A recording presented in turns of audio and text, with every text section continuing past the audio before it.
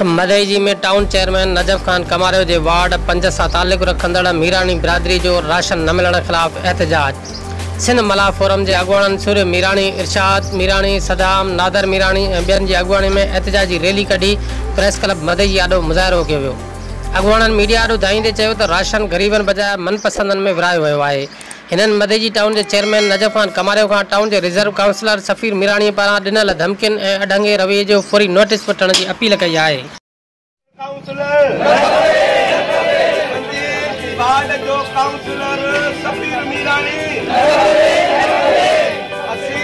Town committee chairman Najaf Khan कमारियो के यो अपील था कयूं इन मीडिया ज़रिए असांजे 5 नंबर वार्ड जो जिता नजफ खान खटी आयो आहे। असां हिन ग़रीबनि जे वोटनि सां असां उनखे अर्ज़ था रखूं त इहो काउंसलर जेको दाफ़िया नाजायज़ी थो करे ऐं जेको ग़रीबनि खे ॾिनई बहितर ग़रीबनि जी दिलाज़ारी करे ॻाल्हाए थो करे। नाज़रीन, अवांखे ख़बर ॾींदा हलूं त लॉकडाउन सबब खानापुर में हुरमत सेक्टार वेलफेयर एसोसिएशन पारां 150 खां मथे गरीब मजदूरनि में राशन तक़सीम कयो वियो। हसवा के चेयरमैन हाजी गुल मोहम्मद चयो त हिन वक़्तु ग़रीबनि जी मदद खां वधीक को बि नेकीअ जो कमु न आहे। हिन वधीक चयो त सरहदीअ वारनि खे अॻिते वधी ग़रीबनि जी मदद करणु घुरिजे।